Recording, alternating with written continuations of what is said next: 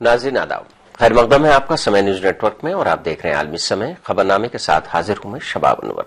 आइए बुलेटिन का आगाज करते हैं इस वक्त की सुर्खियों के साथ। आलमी समय हेडलाइंस प्रस्तुत करते हैं केश के the king of hair oil.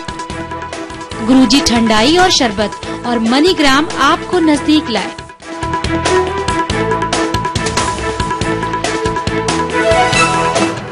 Congress का राजस्थान सरकार पर माइनिंग घोटाले का इल्जाम, वजीर आला वसुंधरा राजे का मांगा इस्तीफा, बीजेपी ने इल्जामात को किया खारिज।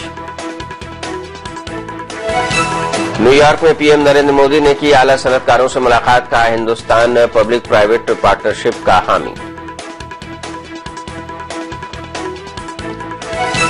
कश्मीर के इशू को लेकर पाकिस्तान को हिंदुस्तान की दो टूक, कहा अक़वाम मुत्तहिदा में नवाज शरीफ ने कश्मीर का इशू उठाया तो हिंदुस्तान भी देगा माकूल जवाब। दौरान हज मीना में हुए हादसे में अब तक 14 हिंदुस्तानियों की मौत, 13 से ज्यादा जख्मी, कुल महलूकीन की तादाद पहुंची 717 के पार। और पूरे मुल्क में जोशो खरोश के साथ मनाया गया कुर्बानी का त्यौहार ईद उल अजहा, नमाज के बाद अदा की गई सुन्नत इब्राहिमी, मुल्क में अमन के लिए की गई दुआएं।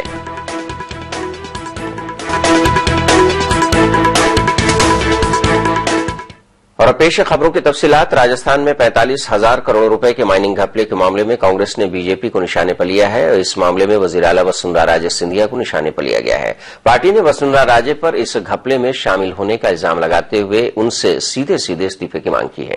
कांग्रेस ने इसे राजस्थान की तारीख का सबसे बड़ा घपला करार दिया है। ये आज हम लोग सिर्फ थोथे आरोप नहीं लगा रहे हैं, हम उंगलियां नहीं उठा रहे हैं, हम लोगों के पास पूरे डॉक्यूमेंटेशन है, पूरा सब्सटैंशियल टेंजिबल एविडेंस है और सब कागज पर कार्रवाई है। इसलिए हम लोग आरोप लगा रहे हैं कि इतना बड़ा स्कैम जो हुआ है इसकी सुप्रीम कोर्ट मॉनिटरिंग सीबीआई जांच करवानी पड़ेगी।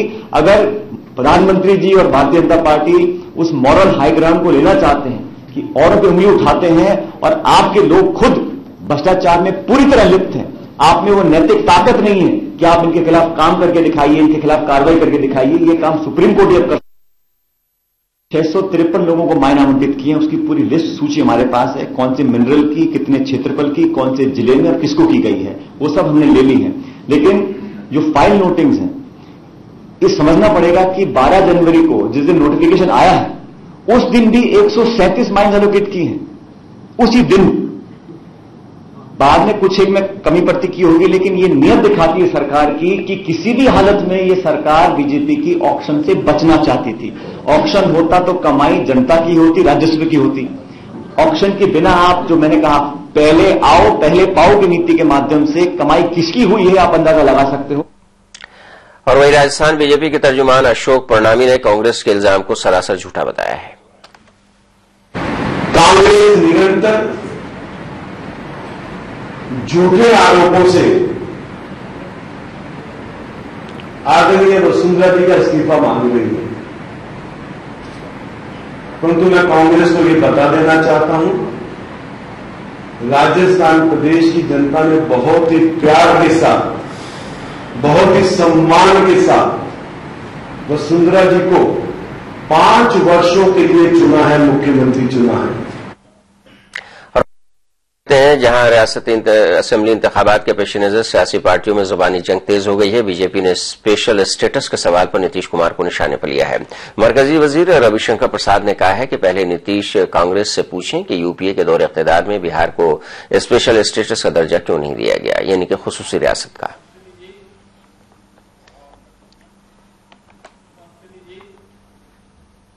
आज नीतीश कुमार जी कांग्रेस पार्टी के साथ है और लालू जी के साथ है, इसलिए मुझे ये उनसे सवाल पूछना बहुत जरूरी है। मार्च 2012 में तत्कालीन डॉक्टर मनमोहन सिंह की सरकार ने अपने इंटर मिनिस्ट्रियल ग्रुप का फैसला किया जिसमें बिहार के स्पेशल कैटेगरी स्टेटस के दावे को अस्वीकार कर दिया। नीतीश कुमार जी, हमसे और अरुण जेटली से और नरेंद्र मोदी से सवाल करने के पहले आप सोनिया गांधी से सवाल करिए कि बिहार के दावे को क्यों खारिज किया गया। और चूंकि उस सरकार को लालू प्रसाद भी समर्थन दे रहे थे, इसलिए सबसे पहले नीतीश कुमार जी को यह सवाल अपने बाएं दाएं खड़े महागठबंधन के दो साथियों से पूछना चाहिए कि बिहार का दावा क्यों रिजेक्ट किया गया। और वहीं जेडीयू ने कहा है कि वजीर मवासलात रविशंकर प्रसाद को पहले अपने महकमे की जिम्मेदारी सही तरीके से निभानी चाहिए। माननीय रविशंकर प्रसाद जी से बस ये कहना चाहूंगा कि आपको जो विभाग मिला है उसको ठीक से संचालित पहले तो कर लीजिए। पूरे देश में चर्चित हो गए हैं कॉल ड्रॉप महोदय, कॉल ड्रॉप महोदय, मतलब शर्म खराब लगता है सुनने में हमें भी। कितना भी है तो बिहार के हैं। दूसरी बात कह रहे हैं कि नीतीश कुमार ने क्या विकास किया, सुशासन किया, जवाब दे, सवाल पूछ रहे हैं। अरे तो सवालों का जवाब, अरुण जेटली के सवालों का जवाब, आरएसएस का जवाब सब नीतीश कुमार ने तो दे दिया। सारे पेपरों में छपा हुआ है, फेसबुक में है। रविशंकर जी जाइए देखिए, अब आई ड्रॉप की भी समस्या हो रही है। रुक करते हैं अगली खबर का। बात करते हैं पीएम मोदी की। वजीर आजम नरेंद्र मोदी ने न्यूयॉर्क में कई आला सनतकारों से मुलाकात की है। फाइनेंशियल सेक्टर के कई टॉप सीईओ के साथ मीटिंग के दौरान उन्होंने कहा है कि उनकी सरकार पब्लिक प्राइवेट पार्टनरशिप की मजबूती से हिमायत करती है। पीएम ने इंटेलेक्चुअल प्रॉपर्टीज राइट्स के तहफ्फुज की भी बात कही है। न्यूयॉर्क में मीडिया, टेक्नोलॉजी और कम्युनिकेशन के राउंड टेबल मीटिंग में हिस्सा लेते हुए वजीर आजम मोदी ने कहा है कि आज का वक्त टेक्नोलॉजी का है और समाज टेक्नोलॉजी के सहारे ही चल रहा है। इस मौके पर उन्होंने Disney industries, CBTV group, Discovery, Sony, ESPN और मास्टरकार्ड जैसी टॉप कंपनियों के टॉप अफसरान से मुलाकात की। मोदी से मिलने वालों की फहरिस्त में मास्टरकार्ड के सीईओ अजय बंगा, लॉकहीड मार्टिन की सीईओ मार्लिन ह्यूसन और एसकॉम के सीईओ माइकल बर्क भी शामिल थे। पीएम ने ट्विटर पर बताया कि उन्होंने अमेरिकी बिजनेस लीडर्स को बताया है कि हिंदुस्तान में बिजनेस करना अब पहले से आसान हुआ है। मोदी के मुताबिक दुनिया भर के बिजनेस लीडर्स हिंदुस्तान में स्टार्टअप सेक्टर से खासे मुतासिर हैं और इसमें इन्वेस्टमेंट करना चाहते हैं। It was a very positive meeting about opportunities for U.S. companies to invest in India, and I would say that the tone was very positive, and we were all very impressed with what the Indian leadership is doing. Did you raise your apprehensions about the investment climate in India? Yeah, of course. I mean, there were constructive comments about what can be improved even more in India, but I think it was all very optimistic. Thank you. I think the meeting was very positive. So Prime Minister Modi is clearly somebody who listens, clearly somebody who is interested in seeing India, both its government and its economy, perform better and better. And as a consequence, he is all ears. And I think we very much appreciate that. And I think he is making progress. So what was the key moot point of the meeting, sir? What was the discussion? Well, I think there were many people in the room, so everybody has a somewhat different perspective. But I think ease of business is one of those things, and that is speed of government approvals, speed of decision making, transparency in the process. So you came out convinced? Came out convinced we're heading in the right direction.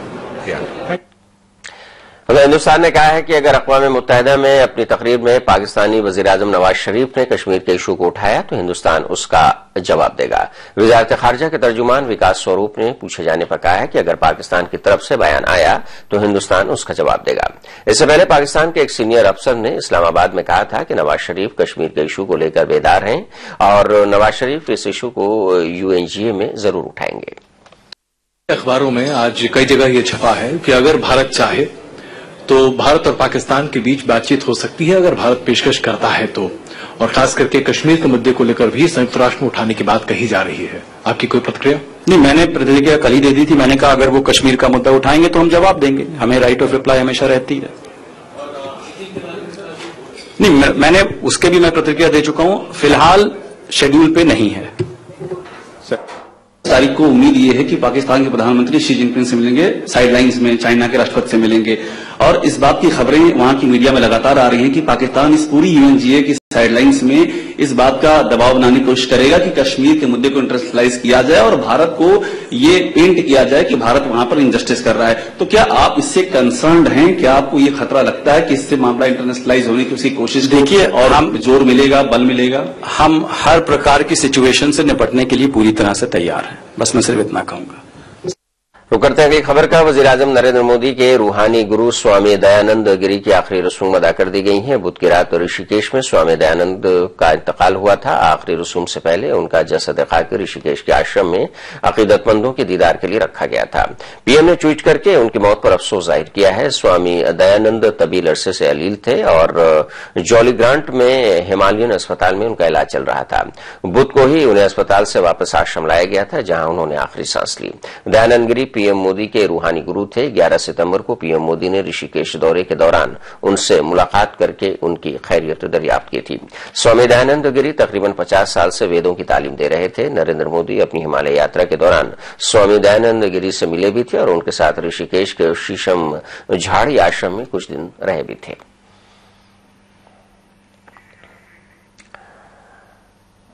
खबरनामा के साथ वक्त हो गया एक वक्फे का। आप देखते रहिए आलमी समय।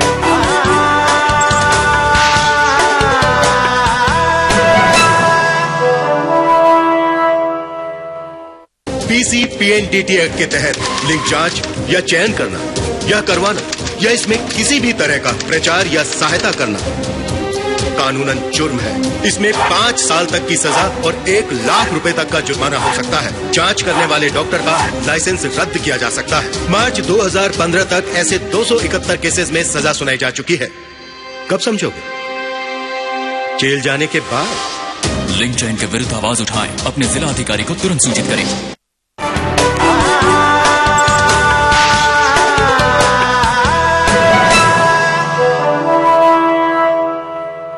वक्फे के बाद एक बार फिर आपका खैर मकदम है। आप देख रहे हैं खबरनामा।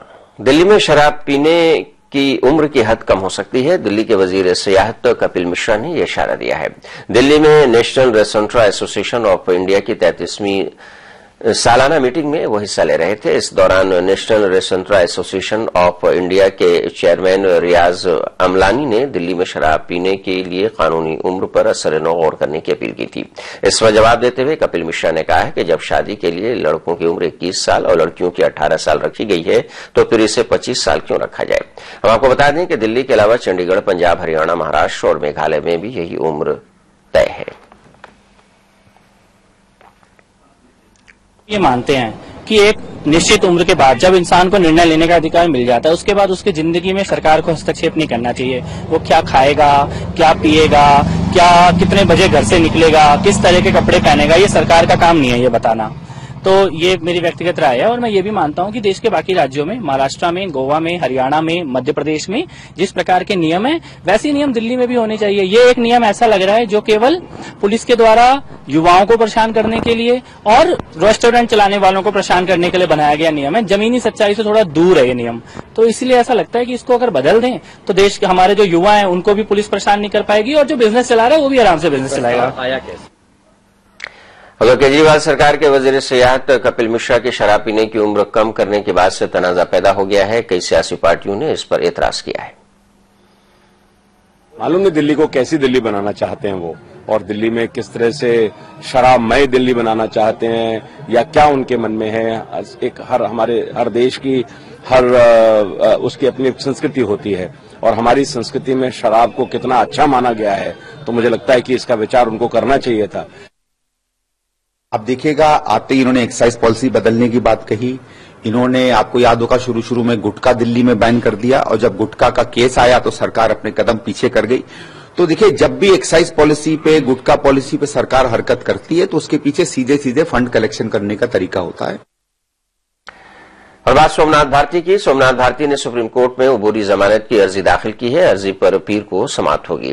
इससे पहले पेशगी जमानत की अर्जी दिल्ली हाईकोर्ट से खारिज हो चुकी है और तब से सोमनाथ भारती दिल्ली पुलिस से भागते फिर रहे हैं। सोमनाथ पर अपनी अहलिया के साथ मारपीट और कत्ल की साजिश का इल्जाम है।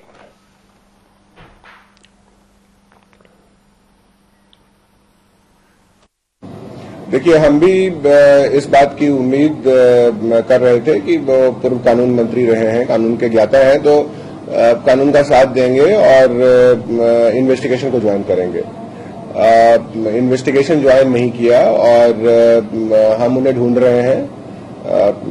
प्रोफेशनल क्रिमिनल की तरह उनका बिहेवियर रहा है और कंडक्ट रहा है और बाकी इन्वेस्टिगेशन को, प्रोसेस को किसी टाइम फ्रेम में नहीं बांधा जा सकता। बहरहाल हमारी टीम और हम पूरी तरह से मुस्तैद हैं और जल्दी ही हम उन्हें इन्वेस्टिगेशन ज्वाइन कराएंगे। कुछ इस तरह की भी बात सामने आई है कि बहुत तरह के ऐसे एलिमेंट का भी साथ ले रहे हैं जो क्राइम में इन्वॉल्व रहे हैं और शायद उनके प्रोफेशनल एक्सपर्टाइज को यूज करके अपने को छिपाने की कोशिश कर रहे हैं, लेकिन हम उम्मीद करते हैं कि good sense will prevail on him and he will join investigation at the earliest. Otherwise we will also ensure that he joins investigation. उधर डीएम के साथ तनाजे पर बीजेपी रुकन पार्लियामेंट उदित राज ने अपनी सफाई पेश की है। उन्होंने कहा है कि मैं चाहता था कि झगड़ा न हो, लेकिन हम लोग शराफत में मारे गए। हम आपको बता दें कि दिल्ली के नॉर्थ वेस्ट के डीएम संजय गोयल पर हमले के मामले में कल सीसीटीवी फुटेज जारी हुई थी। बीजेपी लीडर उदित राज के हामियों पर हमला करने का इल्जाम लगा है। उदित राज के कारकुनान ने डीएम संजय गोयल को पीटा है, जिस पर एफआईआर दर्ज की गई। डीएम संजय गोयल का इल्जाम है कि बीजेपी लीडर उदित राज के पीएस और कारकुनों ने उनके दफ्तर में दाखिल होकर पीटा और धमकी भी दी।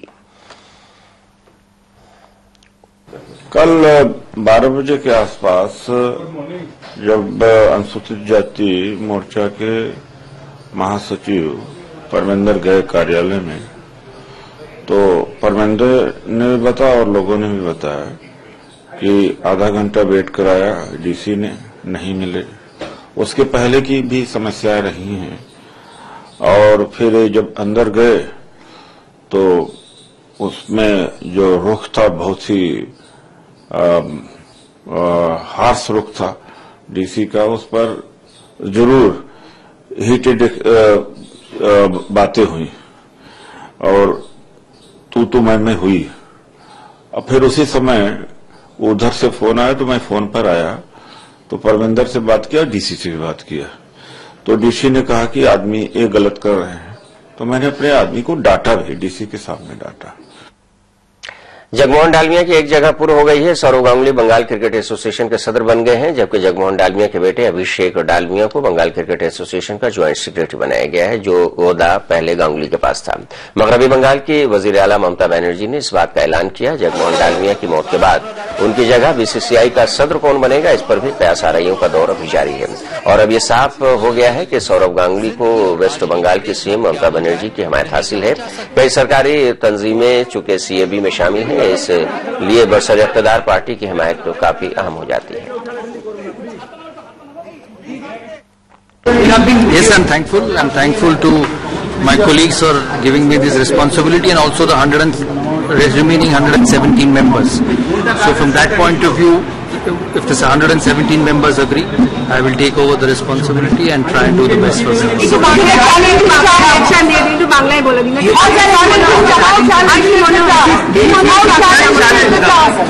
Do you see your new responsibility as a fresh challenge? I think everything in life is new and a challenge. You just got to keep working every day.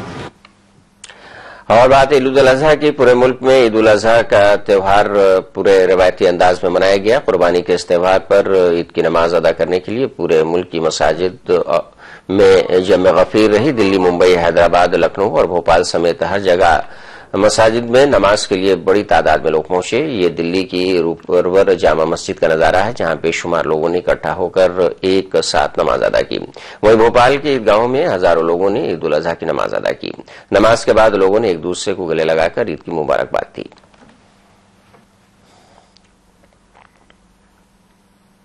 और ईद कुर्मा पर बीजेपी लीडर उषा ठाकुर ने मुतनाज़ा बयान दिया है। उन्होंने कहा है कि मुसलमान पहले अपने बेटों की कुर्बानी दें और अगर ये नहीं कर सकते तो जानवरों की कुर्बानी बंद करें।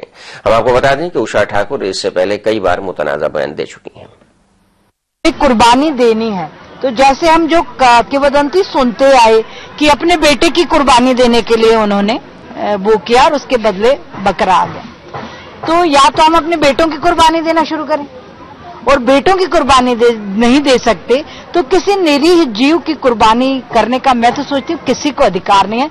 और जिन हमारे जागरूक मुस्लिम बंधुओं ने इस पावन शुरुआत का प्रारंभ किया कि हम सांकेतिक देंगे या नहीं देंगे या कम करेंगे, तो सचमुच ये बहुत ही सुखद अनुभूति है और एक अच्छी दिशा में बढ़ता हुआ कदम है कि जिस चीज का हम निर्माण नहीं कर सकते उसकी हत्या करने का अधिकार हम में से किसी को भी नहीं है।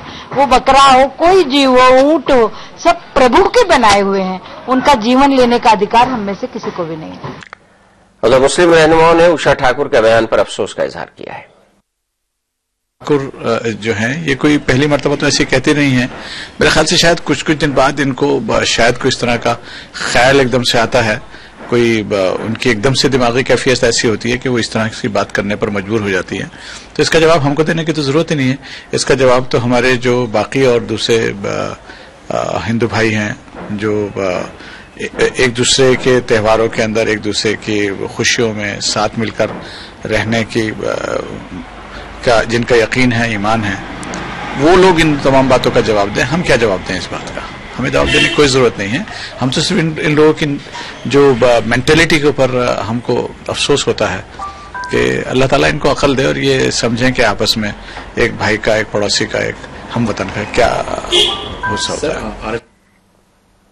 वक्त हो गया एक और वक्फे का, लौटेंगे तो देखेंगे आलमी खबरें।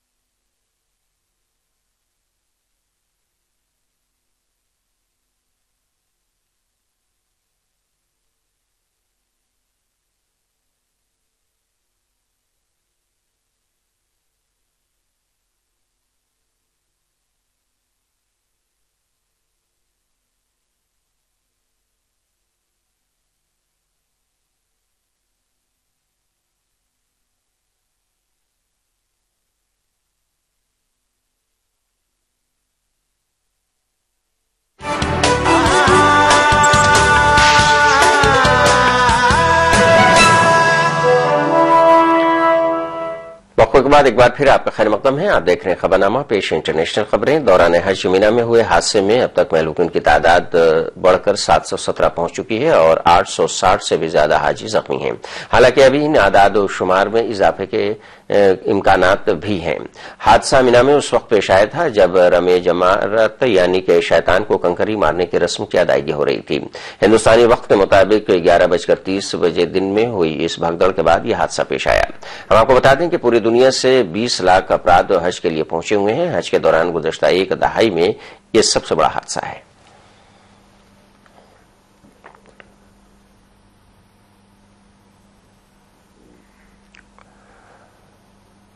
और मक्का के पास मीना में मची भगदड़ में 14 हिंदुस्तानियों की भी मौत की खबर है। महलूकीन में हैदराबाद की एक बुजुर्ग खातून भी शामिल हैं। यह खातून अपने शौहर और बाकी रिश्तेदारों के साथ हज पर गई थीं। लवाकीन ने तेलंगाना सरकार से गुजारिश की है कि उनके जसद खाकी जल्द से जल्द लाने का इंतजाम किया जाए। वजीर खारजा सुषमा स्वराज ने कहा है कि मरकजी हुकूमत सऊदी अरब पहुंचे सभी आजमीन और फिर हुज्जाज इकराम को हर तरह की मदद करेगी। सितंबर 2 तारीख को और पप्पा पप्पू और आंटी अंकुल पूरे मिलकर 4 एक ही फैमिली, 2 भाया और 2 आंटियां मिलकर हज कमेटी से हज तरफ से चले गए। आज आया 1:30 बजे फोन आया, शैतान को कंकर मार को रिटर्न में आ रहे आते थे। एक तो हमारे पप्पू नीचे चलने में गिर गए, गिरने से इंतकाल हो गया। आज 1:30 बजे फोन आया। हमें तेलंगाना गवर्नमेंट से रिक्वेस्ट कर रहे हैं, हमें ऐसा गाड़ी को जल्दी से जल्दी गाड़ी लेकर बोलकर रिक्वेस्ट कर रहे हैं। और मीना में हज के दौरान हुए हादसे पर ईरान ने सऊदी अरब की तनकीद की है। इराक के आला लीडर आयतुल्लाह अली ख़ुमैनी ने सऊदी अरब पर हाजियों को मुनासिब तहफ़्फ़ुज़ फराहम न करने का इल्जाम आयद किया है। उन्होंने सऊदी अरब से हज से मुतालिक तैयारियों पर सख्त तनकीद की है। हम आपको बता दें कि मीना में हुए भगदड़ में ईरान के 131 हाजी हलाक हुए हैं। ईरान ने सऊदी में अपने शहरियों की हलाकत पर 3 रोज़ा शोक का ऐलान भी किया है।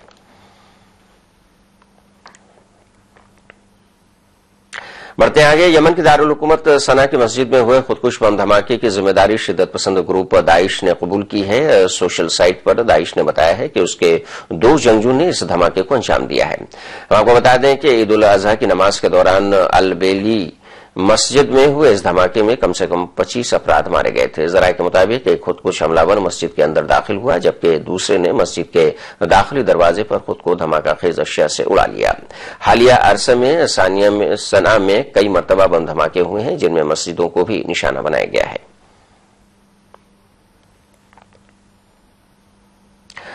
यमन के सदर मंसूर हादी ने अदन पहुंचने के बाद अपने पहले खिताब में कहा है कि हौसी बागी मिलिशिया का खात्मा नोशा दीवार है और वो ईद उल अजहा के मौके पर अरब और इस्लामी दुनिया को मुबारकबाद का पैगाम दे रहे थे।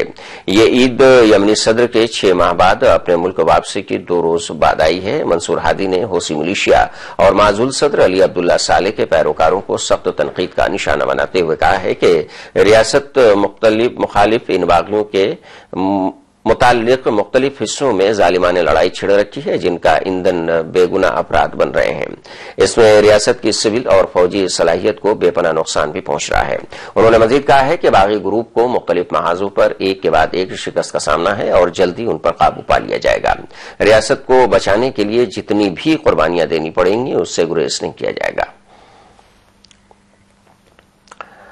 उधर ब्रसेल्स में यूरोपीय यूनियन के हंगामी इजलास में शामिल महाजरीन के लिए अक़वाम मुत्तहिदा को $1 अरब की इजाफी इमदाद फराहम कराने का फैसला किया गया है। यूरोपीय यूनियन के वज़राए दाखिला ने हालिया अरसे में यूरोप में दाखिल होने वाले 1,20,000 पनाहगुज़ीनों की आबादी के मुआहदे पर कसरत राय से रजामंदी का इजहार किया था, लेकिन मंगल को हंगामी इजलास में शुरू में बहुत से इख्तिलाफात बरकरार नजर आए। यूरोपीय यूनियन ने शाम के हमसाया ममालिक तक भी इमदाद फराहम करने का फैसला किया है। यूरोपीय काउंसिल के सदर डोनाल्ड टस्क समझते हैं कि तारकीन वतन की सबसे बड़ी तादाद आना अभी बाकी है। यूरोप में रवां साल में अब तक 10 लाख तारकीन वतन पहुंच चुके हैं, जबकि मुतल्लिका ममालिक में इस मसले से निपटने के लिए इक़दामात पर शदीद इख्तिलाफात सामने आए हैं।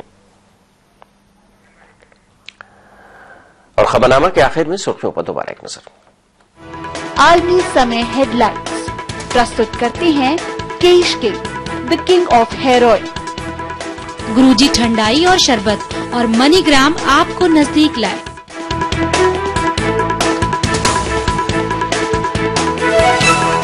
कांग्रेस का राजस्थान सरकार पर कानकनी घोटाले का इल्जाम, वजीर आला वसुंधरा राजे का मांगा इस्तीफा, बीजेपी ने इल्जामात को किया खारिज। न्यूयॉर्क में पीएम नरेंद्र मोदी ने की आला सनतकारों से मुलाकात, कहा हिंदुस्तान पब्लिक प्राइवेट पार्टनरशिप का हामी।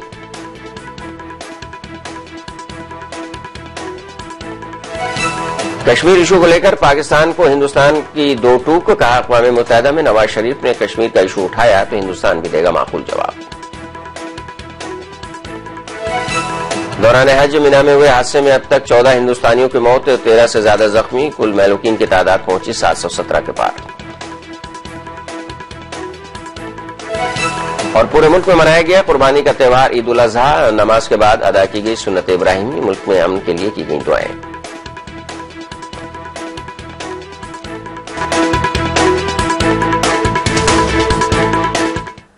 खबरनामे को आप इंटरनेट पर भी देख सकते हैं। लॉग ऑन करें, इसके लिए आप हमारी वेबसाइट www.samaylive.com पर।